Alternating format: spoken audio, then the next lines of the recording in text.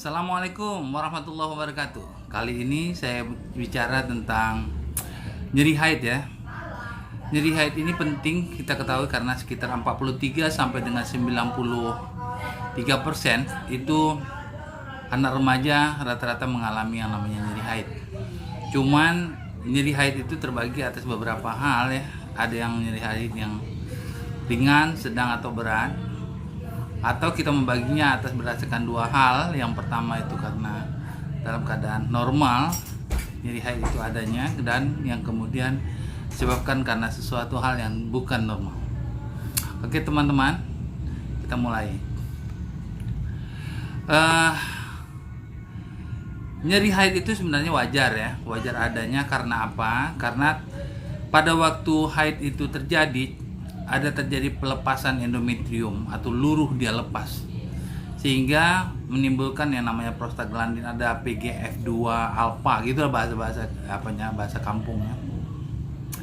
Dan prostaglandin ini sebagaimana kita ketahui akan menyebabkan timbulnya rasa nyeri. Ya, tentunya kalau misalnya dia berada prostaglandinnya di bagian peranakan ya nyerilah pas waktu haid ya. Kalau misalnya dia berada di kepala ya sakit kepala kita dibuatnya. Kalau dia berada prostaglandinnya itu di dalam perut, ya berarti kita buatnya bisa mual, bisa diare. Dan kalau misalnya di otot seperti haid ini ya, tentunya kita bisa dirasakan nyeri atau lemas akibatnya. Jadi yang namanya nyeri haid itu wajar karena haid itu adalah pelepasan endometrium. Nah, banyak pembagiannya. Kita bagi atas dua bagian besar aja. Yang pertama itu normal adanya, kemudian yang kedua adalah adanya hal yang menyebabkan nyeri haid tersebut. Nah, yang penting kan kita mau tahu apa itu hal yang menyebabkan terjadinya haid tadi, menyebabkan terjadinya nyeri tadi, ya kan? Yang di luar daripada normal tadi. Nah, kalau nyeri haid normal tuh biasanya terjadi pada waktu fase ovulasi. Jadi pas waktu ovulasi pada siklus haid normal, dia tuh ada ovariumnya itu ada terlepas dari follicle de Graaff, pecah dia, tapi di WC nggak banyak, sedikit aja dia agak sakit gitu, tapi sedikit aja, nggak banyak. Itu pas waktu masa ovulasi. Kemudian yang di luar daripada yang normal tadi, tentu kita seperti ketahui banyak hal ya. Ada yang kita tampak itu adalah kista endometriosis namanya. Kemudian ada tumor uterus, kemudian bisa di radang panggul ya. Bisa juga adenomiosis, bisa karena akibat AKDR, alat kelamin, alat kontrasepsi dalam rahim ya. Kemudian bisa juga karena psikososial. Nah, faktor-faktor ini tentu harus kita ketahui disebabkan karena kita mau mengetahui cara pengobatan daripada hal tersebut. Apa yang menyebabkan itu, tentulah kita bisa menyelesaikan penyebabnya ya. Itulah cara mengobatinya. Nah, contohnya kista endometriosis. Endometriosis ini kan adalah endometriumnya itu berada di luar daripada kaum uteri. Jadi bisa berada di dalam abdomen, bisa di mana tempat yang di luar daripada kaum uteri tadi, yang harusnya endometrium itu berada normalnya. Nah, hal ini menyebabkan apa? Menyebabkan nyerinya itu tentulah sangat luar biasa sakit. Karena apa? Karena pas waktu hitungan haid bulanan, dia akan mengeluarkan haid juga sama dengan di endometrium. Jadi tempat pelepasan prostaglandin ini lebih luas, dia lebih besar. Jadi bisa ada yang berada di dalam ovarium, dalam uterus, bisa di luar uterus. Dia tetap terjadi pelepasan. Jadi prostaglandin dihasilkan tentu lebih banyak. Nah, hal ini bisa menyebabkan apa? Bisa menyebabkan karena prostaglandin banyak, bisa menyebabkan semua jadi sakit. Dia masuk ke dalam aliran darah, terus mengalir kemana-mana, ke perut jadi sakit perut, kepala jadi sakit kepala, ya kan. Kemudian dia bisa badan jadi lemas dan nyeri-nyeri, sakit-sakit gitu. Kemudian apalagi pada tumor uterus seperti mioma uteri. Itu orang-orang mioma uteri tentu haidnya itu lebih sakit karena luas permukaan uterusnya juga jadi luas endometriumnya juga lebih luas karena uterusnya lebih besar, tentu pelepasannya lebih besar dan prostaglandin yang dihasilkan juga lebih besar. Nah, radang panggul juga bisa menyebabkan terjadi nyeri haid. Sedangkan tanpa haid, radang panggul juga sakit. Itu biasanya disebabkan karena faktor infeksi. Jadi tentu akan kita perhatikan apakah ada radang panggul pada waktu haid atau tidak, seperti itu. Yang lebih sakit lagi tuh dia adenomiosis. Adenomiosis ini dia tuh sisi daerah endometriumnya itu masuk ke dalam otot si mima uteri. Nah, di dalam, jadi bayangin aja di dalam dia mau melepaskan diri endometriumnya. Itu sakit sekali karena mau lepas tapi nggak bisa lepas. Jadi lebih sakit. Biasanya tindakan yang akan dilakukan ini biasanya lebih cenderung ke operasi, tindakan operasi. Tapi masalah tindakan nanti akan kita bicarakan. Dan AKDR, alat kontrasepsi dalam rahim juga kalau misalnya penata laksanaannya sedikit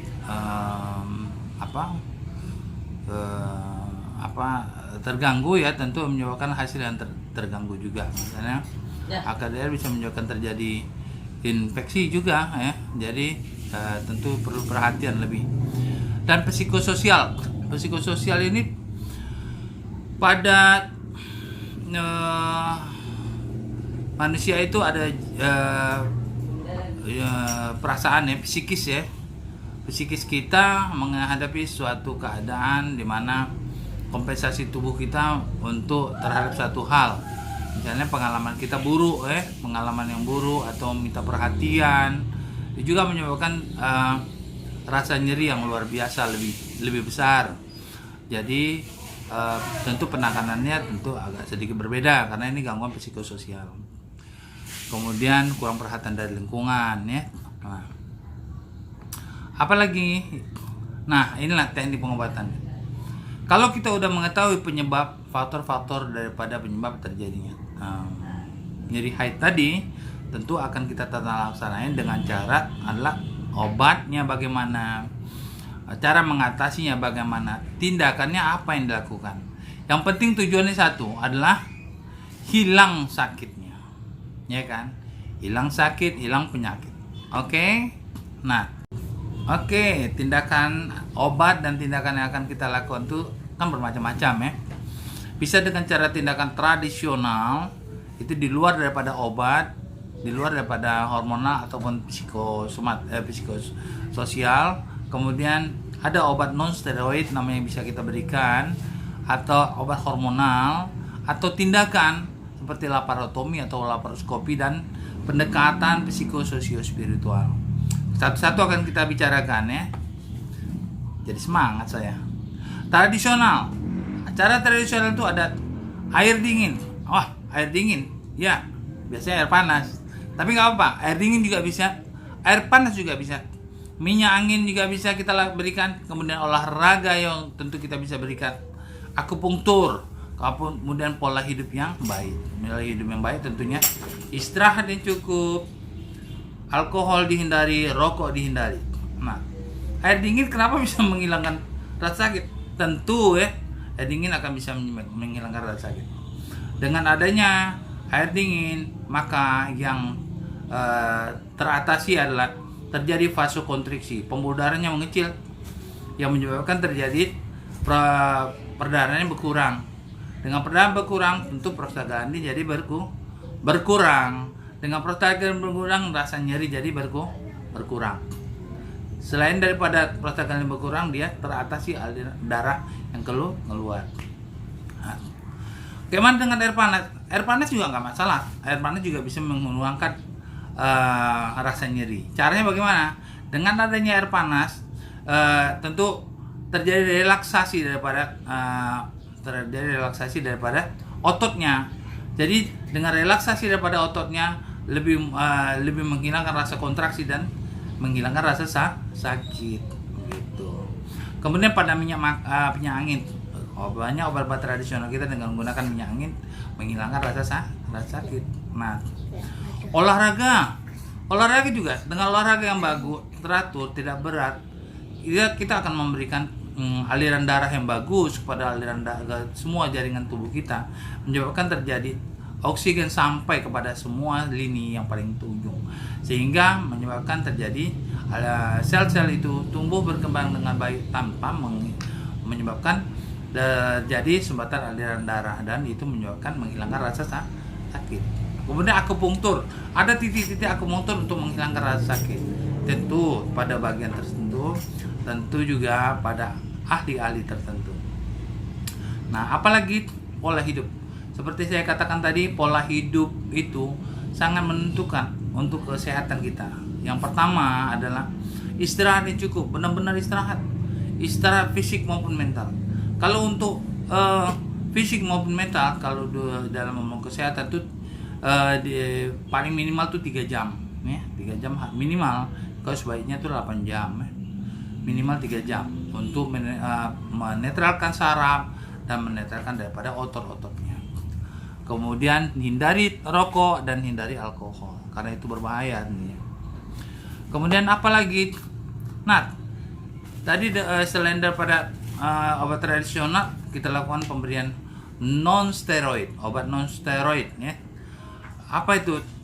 Ya, sebenarnya ibuprofen bisa, paracetamol bisa. Cuman kalau untuk pemberian atau mengkonsumsi hal ini tentu harus perlu dilakukan pada melalui dokter terdekat. Jadi dia akan memberikan evaluasi dulu terhadap tubuh kita, bisa diberikan obat ini atau tidak, kemudian bagaimana cara pemberiannya yang benar. Oke, kemudian obat hormonal, pil KB kombinasi juga bisa menghilangkan rasa sakit pada pasien nyeri haid ini. Kemudian ada namanya agonis GnRH, ya, progestin, macam-macam bisa. Cuman kalau untuk yang kasus ini, pemberian obat yang ini juga saya kira perlu dikonsultasikan kepada dokter kita masing-masing ya. Oke.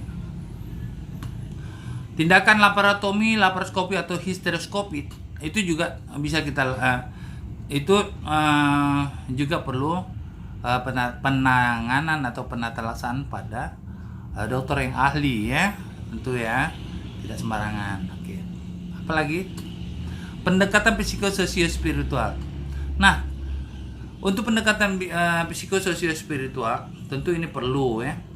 Selain daripada biomedis yang tadi kita bicarakan, ini psikososio spiritual perlu kita berikan kepada penderita nyeri haid ini, ya. Nah, misalnya dengan pendekatan keluarga. Jadi dengan adanya keluarga dekat sama penderita nyeri haid ini, tentu dia tidak merasa dikecilkan atau tidak merasa terjauhi, ya. Perasaan dekat, perasaan empati dari orang sekitarnya sangat membantu dia untuk pengobatan terhadap dirinya. Kemudian pendekatan budaya, ya. Kemudian budaya-budaya yang merugikan atau tidak membantu dalam penanganan nyeri haid ini tentu perlu dievaluasi, ya. Kemudian pengetahuan tentang haid. Nah, kita harus tahu dulu tentang haid. Nyeri memang haid itu. Kalau kita nggak tahu, kita nyari sedikit aja juga langsung terasa nyerinya luar biasa, ya. Kemudian jadi kita mesti mengetahui lah tentang haid itu bagaimana jalan ceritanya dan apa penyakit yang ada kita derita, ya.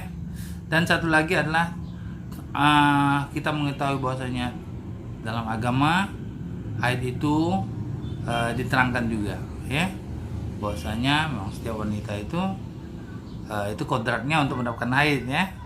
Oke. Apalagi, nah, saya kira begitu, ya. Terima kasih atas perhatian. Semoga ilmu ini bermanfaat. Jangan lupa like and subscribe.